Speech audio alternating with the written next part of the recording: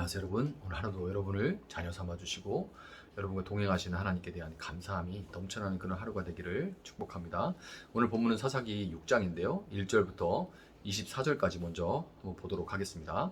이스라엘 자손이 또 여호와의 목전에 악을 행하였으므로 여호와께서 7년 동안 그들을 미디안의 손에 넘겨주시니 미디안의 손이 이스라엘을 이긴지라. 이스라엘 자손이 미디안으로 말미암아 산에서 웅덩이와 굴과 산성을 자기들을 위하여 만들었으며 이스라엘이 파종한 때면 미디안과 아말렉과 동방 사람들이 치러 올라와서 진을 치고 가사에 이르도록 토지소산을 멸하여 이스라엘 가운데 먹을 것을 남겨두지 아니하며 일어나 소나 나귀도 남기지 양이나 소나 나귀도 남기지 아니하니 이는 그들이 그들의 짐승과 장막을 가지고 올라와 메뚜기 떼같이 많이 들어오니 그 사람과 낙타가 무수함이라. 그들이 그 땅에 들어와 멸하려 하니 이스라엘이 미디안으로 말미암아 궁핍함이 심한지라. 이에 이스라엘 자손이 여호와께 부르짖었더라. 이스라엘 자손이 미디안으로 말미암아 여호와께 부르짖었으므로 여호와께서 이스라엘 자손에게 한 선지자를 보내시니 그가 그들에게 이르되 여호와께서 이같이 말씀하시기를 이스라엘의 하나님 내가 너희를 애굽에서 인도하여 내며 너희를 그 종 되었던 집에서 나오게 하며 애굽 사람의 손과 너희를 학대하는 모든 자의 손에서 너희를 건져내고 그들을 너희 앞에서 쫓아내고 그 땅을 너희에게 주었으며 내가 또 너희에게 이르기를 나는 너희 하나님 여호와이니 너희가 거주한 아모리 사람의 땅의 신들을 두려워하지 말라 하였으나 너희가 내 목소리를 듣지 아니하였느니라 하셨다 하니라. 여호와의 사자가 아비에스 사람 요아스에게 속한 오브라에 이르러 상수리 나무 아래에 앉으니라. 마침 요아스의 아들 기드온이 미디안 사람에게 알리지 아니하려 하여 밀을 포도주 틀에서 타작하더니 여호와의 사자가 기드온에게 나타나 이르되 큰 용사여 여호와께서 너와 함께 계시도다 하매 기드온이 그에게 대답하되 오 나의 주여 여호와께서 우리와 함께 계시면 어찌하여 이 모든 일이 우리에게 일어났나이까. 또 우리 조상들이 일찍이 우리에게 이르기를 여호와께서 우리를 애굽에서 올라오게 하신 것이 아니냐 한 그 모든 이적이 어디 있나이까. 이제 여호와께서 우리를 버리사 미디안의 손에 우리를 넘겨주셨나이다 하니 여호와께서 그를 향하여 이르시되 너는 가서 이 너의 힘으로 이스라엘을 미디안의 손에서 구원하라. 내가 너를 보낸 것이 아니냐 하시니라. 그러나 기드온이 그에게 대답하되 오 주여 내가 무엇으로 이스라엘 구원하리이까. 보소서 나의 집은 므낫세 중에 극히 약하고 나는 내 아버지 집에서 가장 작은 자니이다 하니 여호와께서 그에게 이르시되 내가 반드시 너와 함께 하리니 네가 미디안 사람 치기를 한 사람 치듯 하리라 하시니라. 기드온이 그에게 대답하되 만일 내가 주께 은혜를 얻었사오면 나와 말씀하신 이가 주 되시는 표징을 내게 보이소서.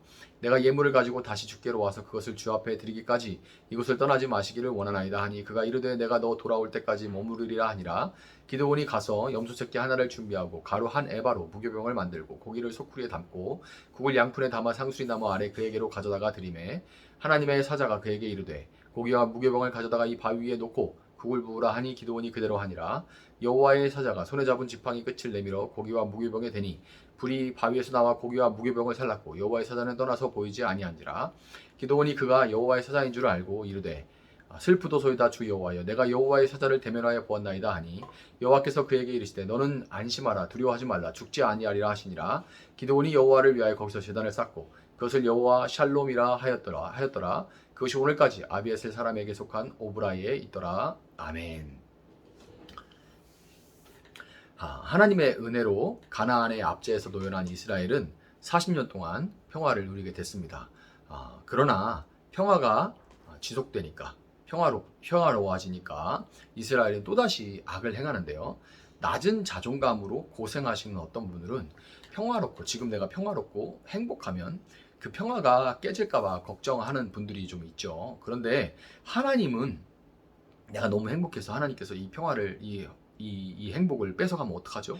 이런 분들이 있는데 하나님은 결단코 절대로 자녀가 누리는 그 평화와 행복을 깨시는 분이 아니에요. 하나님이 주체가 돼서 그것을 깨시는 분이 아닙니다.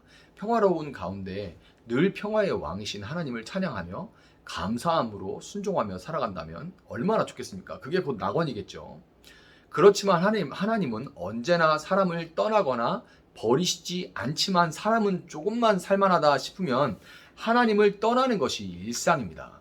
본래 보잘것없는 이집트 노예 출신 이스라엘이 오직 하나님의 은혜로 남과 북으로 초강대국의 샌드위치가 되고 주변으로는 약탈에 특화된 기마 민족들에 둘러싸인 이 가나안 땅을 정복하고 가나안 땅을 분배받아서 거기서 정착해서 살아가고 있는데 이런 환경 가운데 거기서 오직 하나님의 은혜로 그렇게 됐는데 거기서 하나님을 떠나 자기 눈에 보기 좋은 것을 우상으로 만들고 살아간다면 침략을 안 당하는 것 문제가 안 생기는 것이 이상한 거죠. 왜 이렇게 우리 삶에 문제가 많아요? 왜 이렇게 많아요? 이렇게 질문할 수 있지만 하나님을 떠나 살아가면 문제가 안 생기는 것이 이상한 겁니다. 이번에는 모세의 장인 호밥의 출신지로도 알려진 미디안이 쳐들어왔죠. 미디안은 낙타를 타고 천막에서 생활을 하는 지금의 이 베두인족의 조상쯤 되는데요. 워낙에 부족별로 흩어져서 지내기 때문에 일부 부족들은 이스라엘과 화친한 그런 관계였지만 이스라엘이 타락하고 국력이 쇠한 때에 많은 부족들이 아말렉과 동방 사람들과 함께 이스라엘에 쳐들어온 거예요.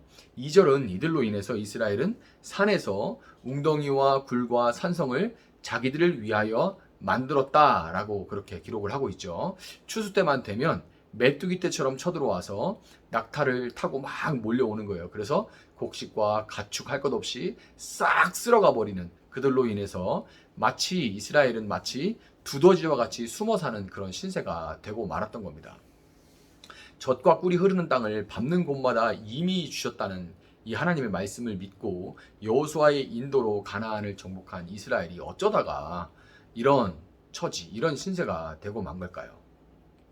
7년 동안 극심한 노략질을 당하던 이스라엘이 하나님께 부르짖는데 하나님은 이번에는 사사를 바로 일으켜서 보내주지 않으시고 먼저 선지자를 보내셔서 이스라엘이 가나안 땅의 신들을 두려워하는 모습을 꾸짖습니다.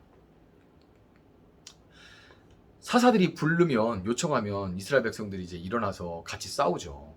군대가 있다는 거예요, 없다는 거예요? 있다는 거죠. 그런데 두려움으로 인해서 그냥 그 군대를 일으키지 않는 거예요. 두려움과 함께 또 이기심으로 인해서 군대를 일으키지 않는 겁니다. 알아서 그냥 외적들에게 그냥 숙이고 그들의 종노릇을 하면서 그렇게 살아가는 거예요. 하나님께서 이 가나안 땅의 신들을 두려워하는 이스라엘 모습을 꾸짖습니다. 이런 이스라엘 상태를 잘 보여주는 인물이 바로 기드온인데요. 여호와의 사자가 기드온을 찾아왔을 때 그는 포도주 틀에서 밀을 수확하고 밀을 타작하고 있었습니다. 포도주 틀 안에서 곡식은 넓은 공터에서 타작을 해야 이제 그 껍질 같은 것이 이제 날아가고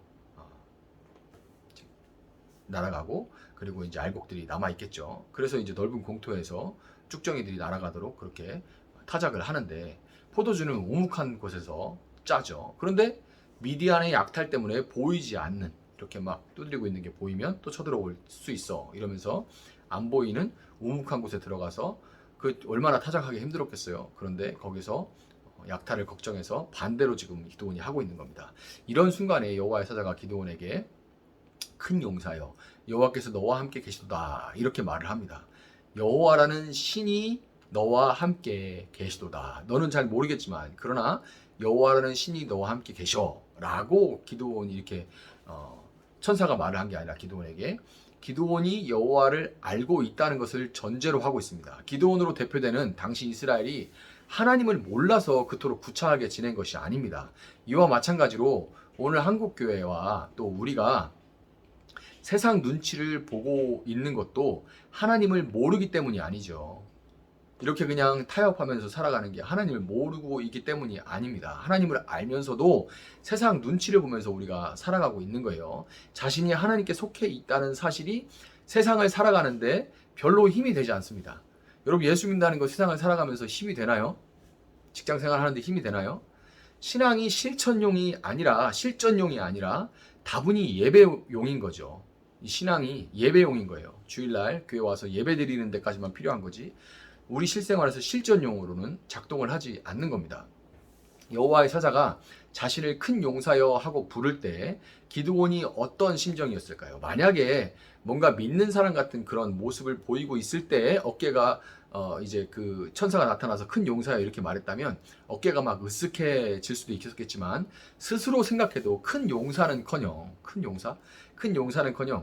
이게 진짜 구차해도 보통 구차한 게 아닌데 본인이 생각해도 참 내 인생 구차하다 이러고 있는데 아마 천사가 이렇게 큰 용사야 하고 부를 때 기드온의 마음에는 자격지심으로 인해서 지금 나 놀리는 거 아니야? 이렇게 하면서 얼굴이 화끈 달아올랐을 수도 있습니다.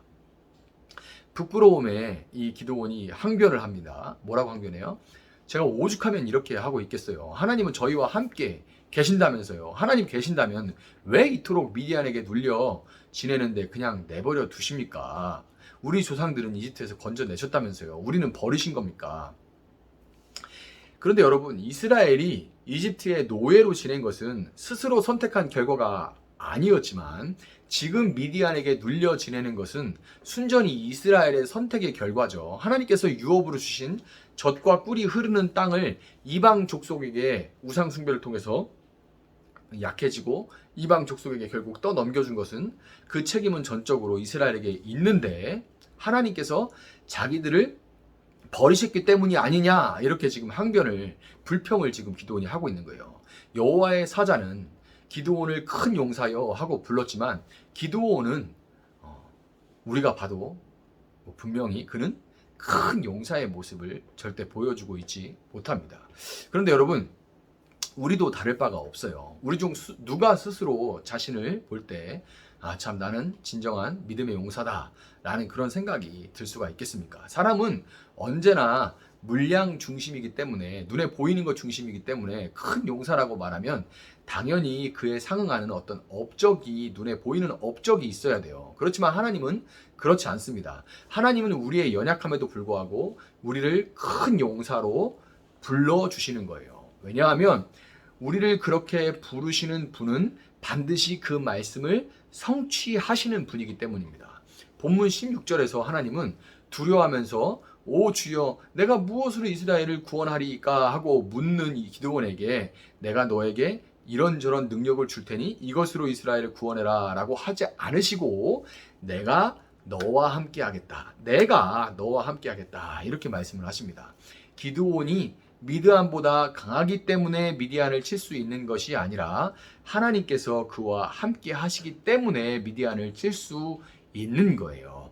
여러분, 하나님은 온 이스라엘이 미디안의 7년이나 고통을 겪는 와중에 고작해야 미디안 몰래 밀을 타작하는 것에만 관심을 갖고 있던 기드온을 쓰시기로 작정하셨습니다.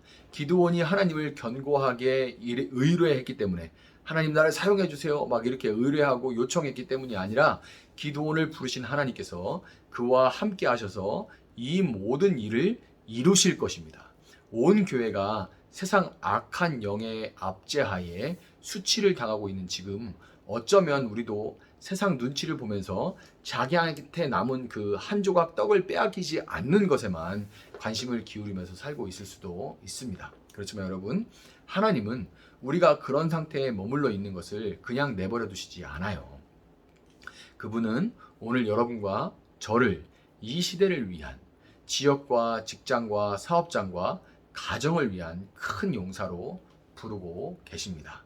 내가 아니라 말씀을 성취하시는 하나님이 우리를 부르셨다는 사실을 알고 믿는 것으로 이미 큰 용사가 되었다는 것. 큰 용사라는 것을 여러분 기억하시고 우리가 처한 현실보다 하나님께서 함께 하신다는 것을 그것을 믿고 그것을 그 사실을 붙들고 오늘 하루를 기도하면서 시작할 수 있는 여러분들이 될 수 있기를 예수님의 이름으로 축복합니다. 잠시 기도하겠습니다.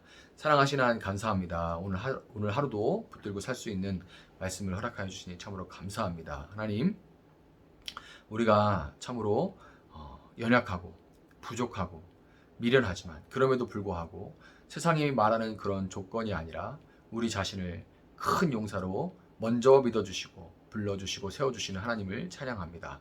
하나님, 우리가 하나님을 믿을 수 있던 것도 먼저 하나님께서 우리를 믿어주셨기 때문이라는 것을 기억하고 하나님, 우리가 정말 기도원과 같이 연약함에도 불구하고 하나님의 일에 동참할 수 있는, 불러주시는 하나님께 순종할 수 있는 저희들 되어줄 수 있도록 하나님 함께하여 주시옵소서.